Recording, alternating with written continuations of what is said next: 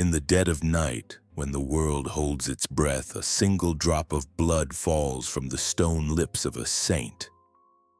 Not a dream, not a trick of the light, but a miracle. That screams. If you're drawn to the shadows where faith meets fear, hit that subscribe button now and drop a comment below. Tell me, have you ever witnessed the impossible? Let's uncover the darkness together.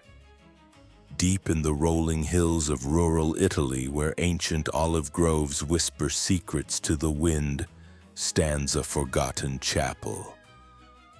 It was the summer of 1971, a time when the world was still reeling from the upheavals of the previous decade.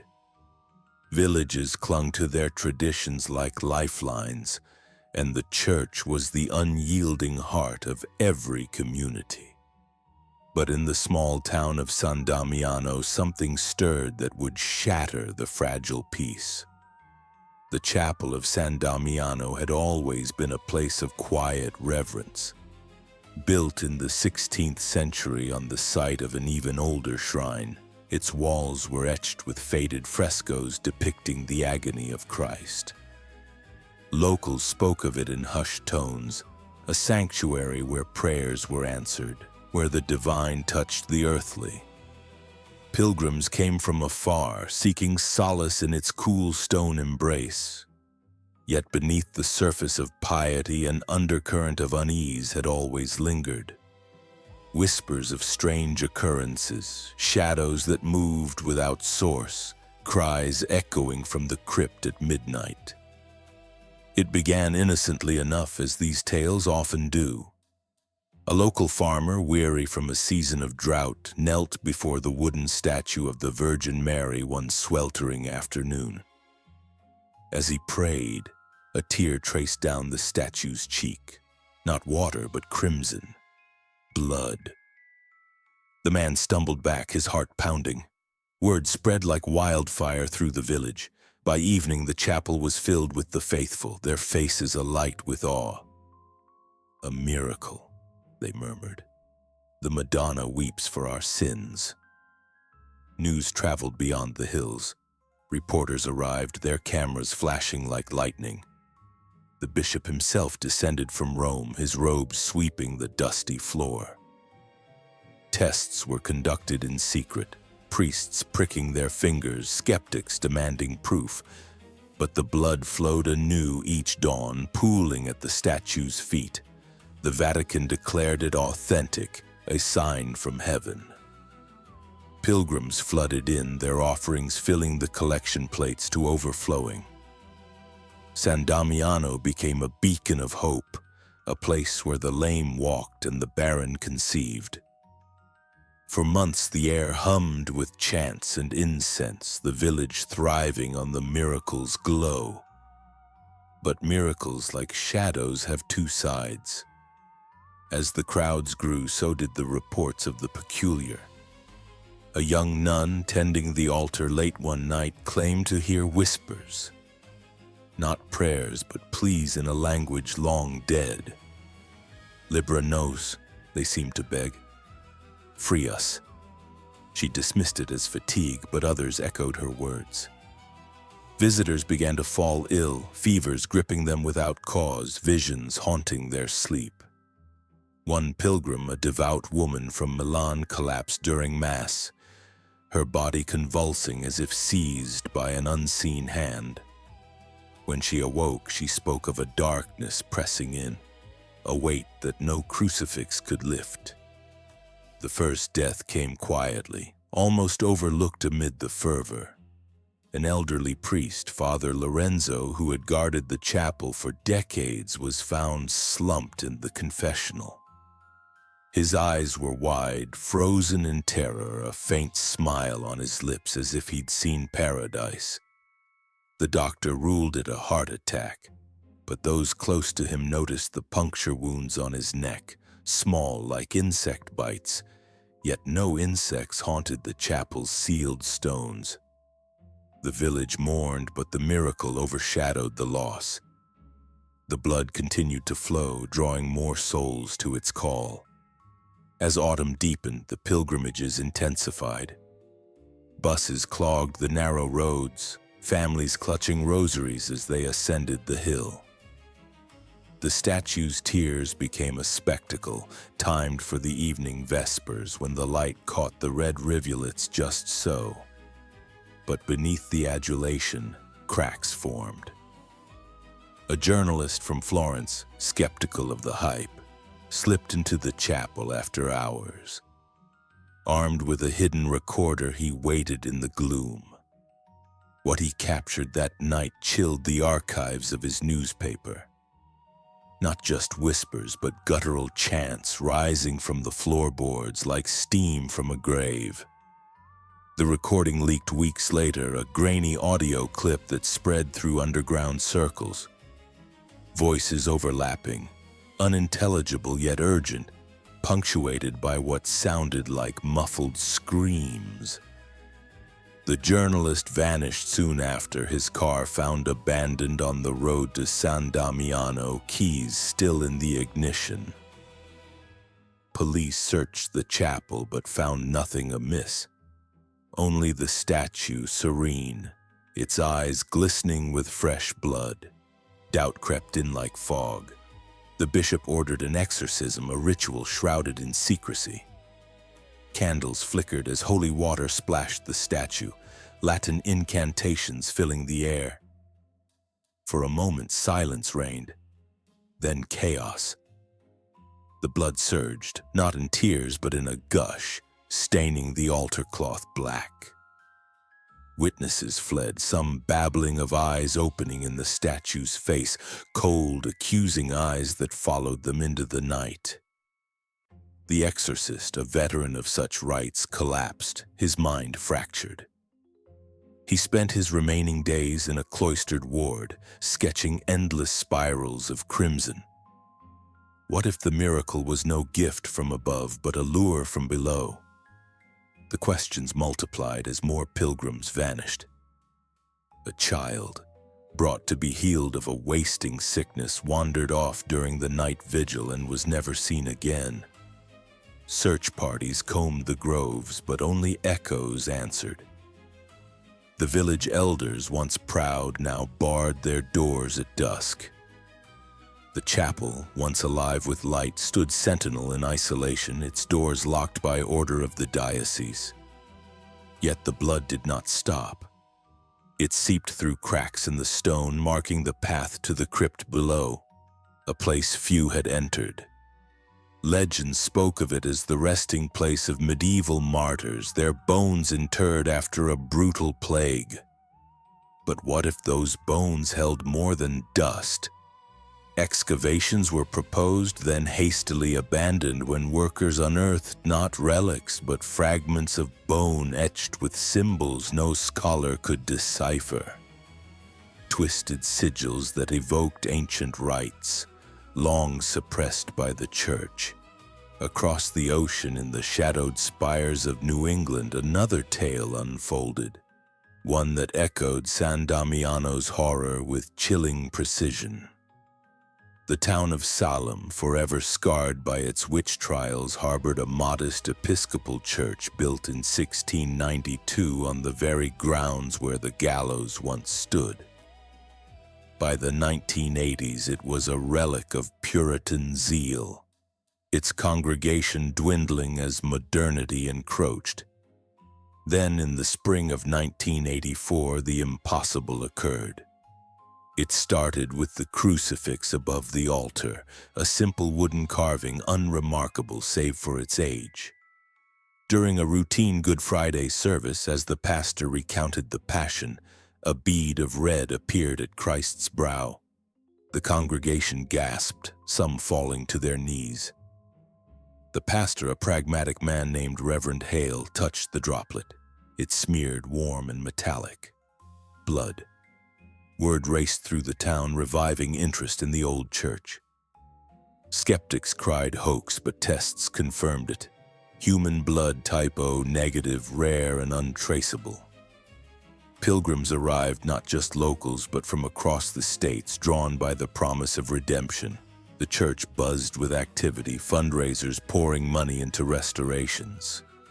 Reverend Hale became a minor celebrity, his sermons broadcast on local radio. But as the miracle persisted, so did the anomalies.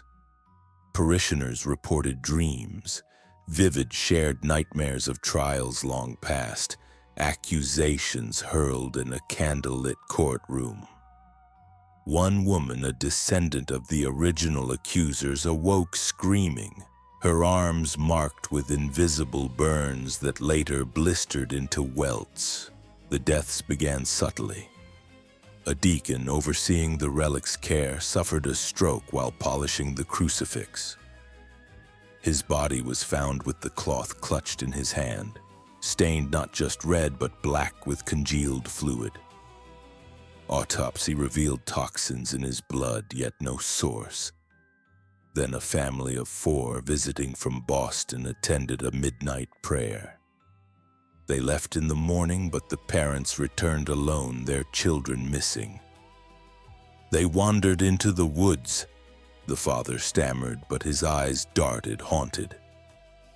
Searches yielded nothing but an old iron spike buried shallow, etched with the same cryptic marks as in Italy. Investigators from the diocese arrived, their reports sealed, whispers leaked. The blood's DNA didn't match any known profile, but it carried anomalies, genetic markers suggesting antiquity, as if drawn from a corpse centuries old.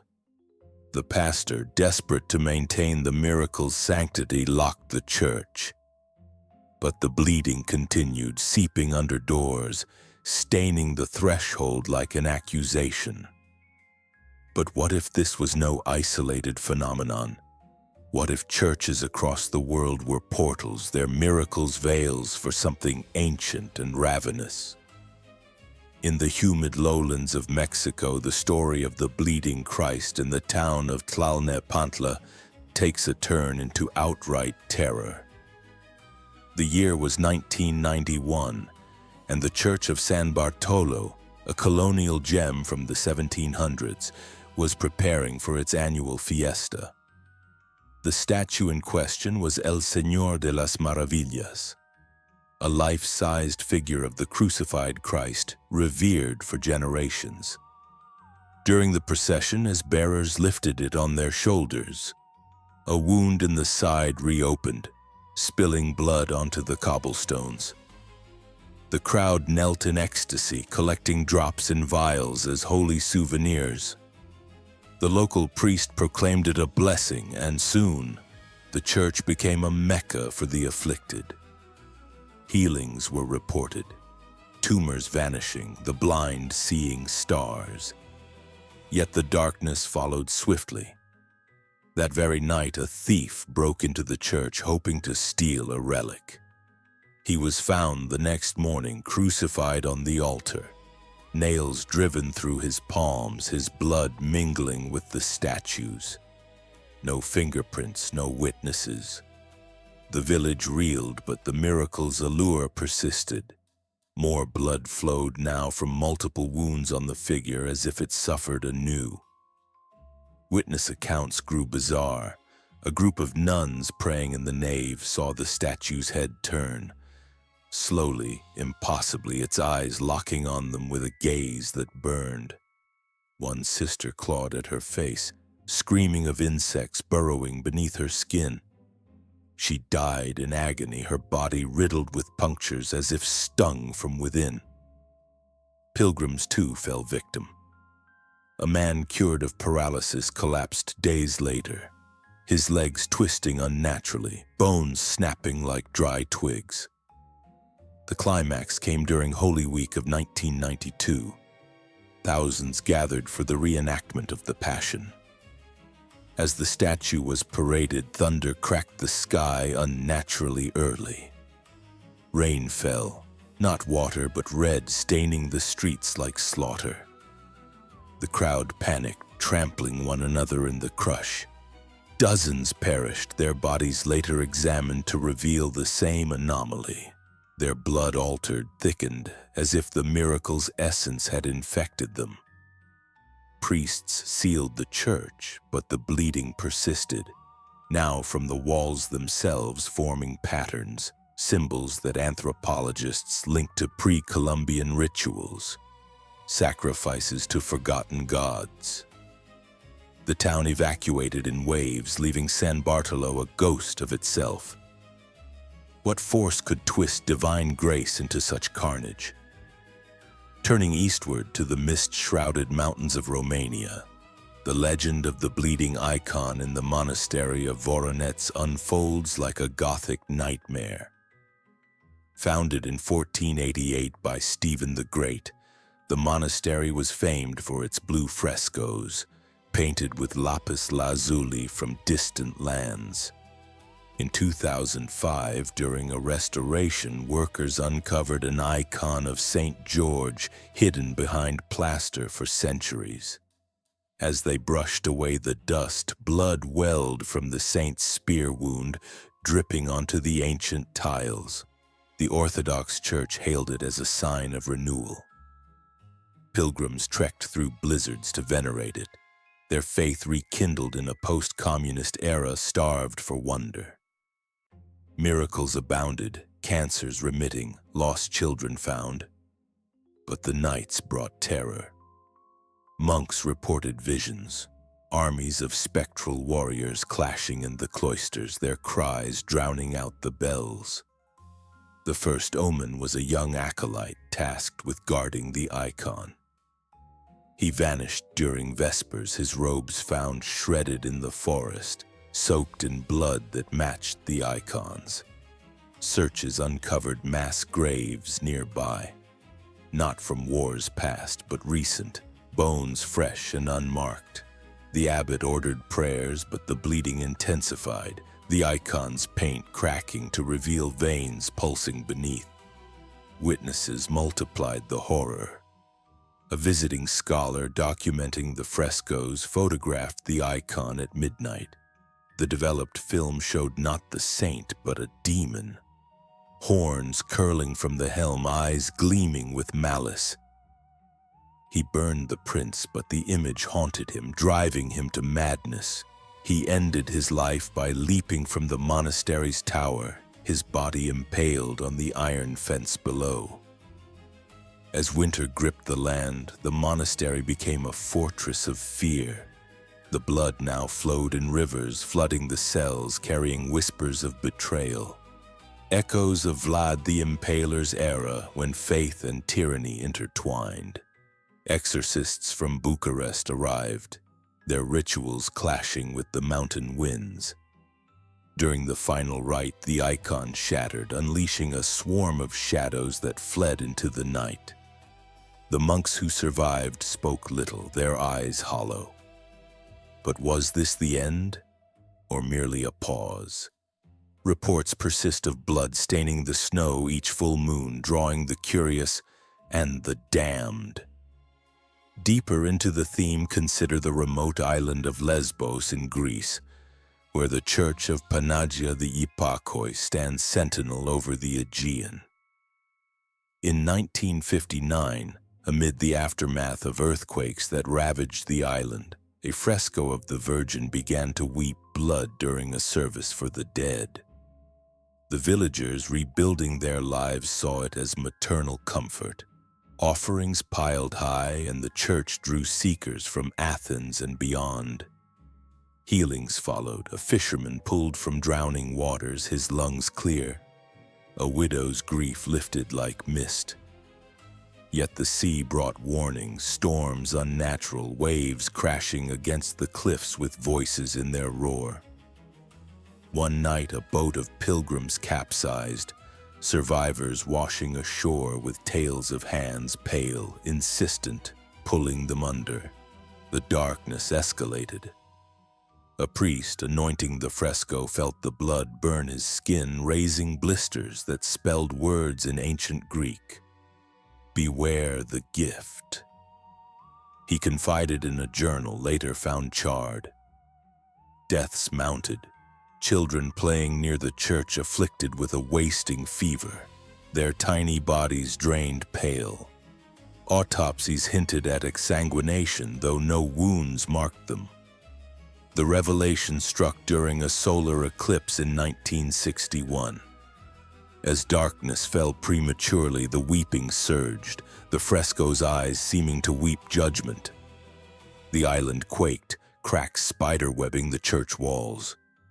From the fissures poured not stone but relics, bones of Byzantine martyrs twisted in poses of eternal torment. Among them, a locket containing a lock of hair, tested later as belonging to a witch executed centuries prior, her curse woven into the island's soil.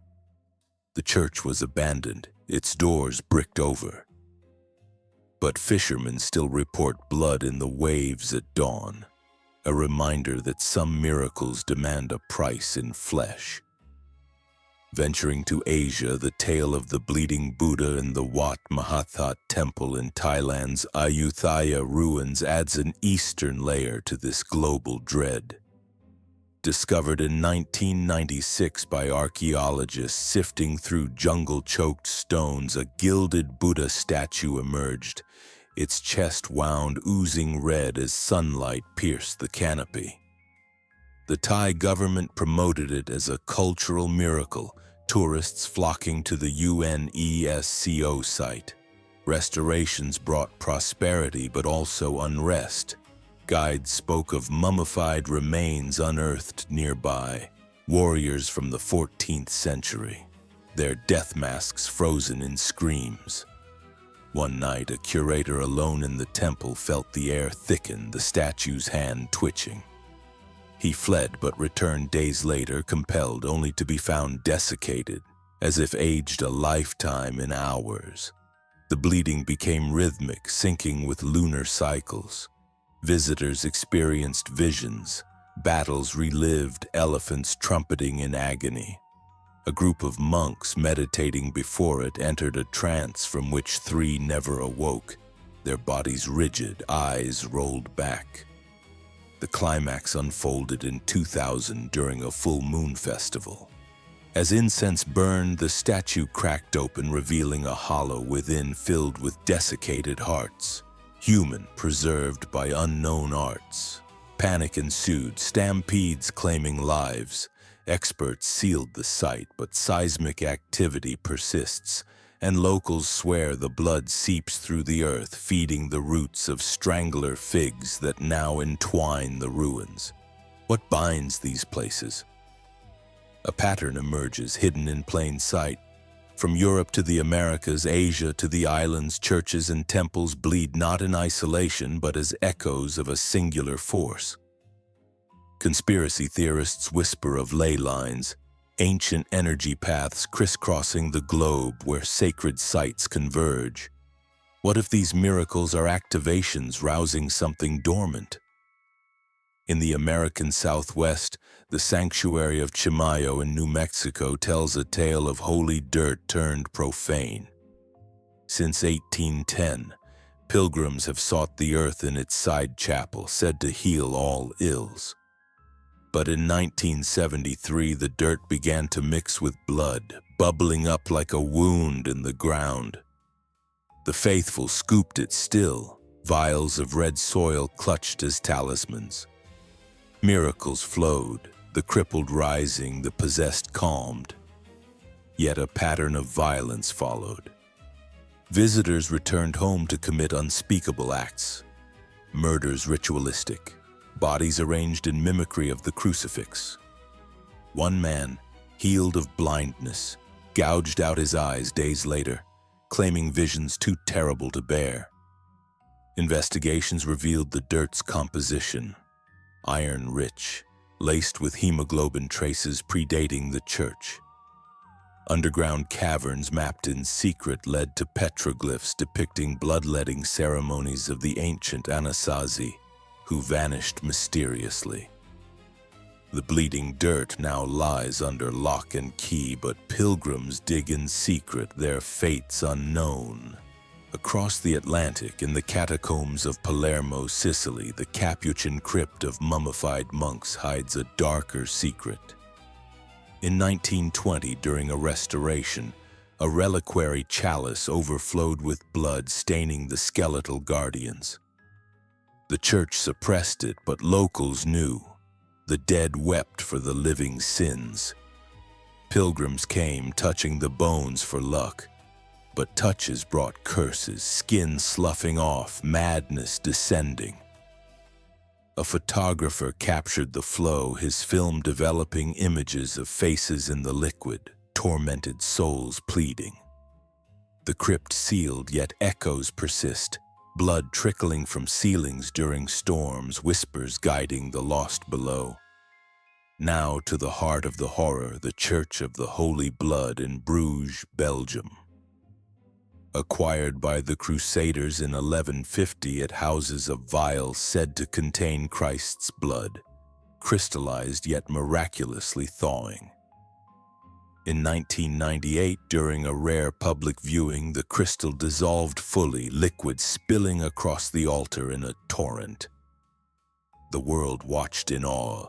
Healings exploded, AIDS remissions, war veterans walking unaided. But the toll mounted.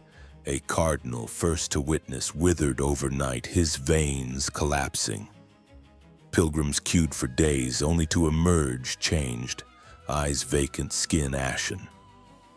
Witness accounts painted dread, the blood's warmth unnatural, pulsing like a heartbeat. One woman, cured of cancer, birthed a child with stigmata that bled eternally, dying in infancy. The revelation came in 2001 when scientists, granted access, analyzed the vial. It wasn't blood, or not human. Traces of a prion-like agent, infectious, mimicking life. The Crusaders' relic, perhaps tainted in Jerusalem's chaos, carried a plague of the soul. Exposed, the church quarantined. But the blood's legacy lingers. Volunteers cleaning the altar fell ill, their bodies liquefying from within. The vial, recrystallized, waits in darkness, a ticking curse. These stories converge in a chilling truth. Miracles that bleed are not blessings but warnings. Portals cracked open by human desperation. Ancient rites, suppressed by faiths, resurface when we seek too eagerly. The church, in its sanctity, becomes the vessel for what lurks beyond. In the quiet aftermath, we ponder, are these places cursed, or are we the summoners?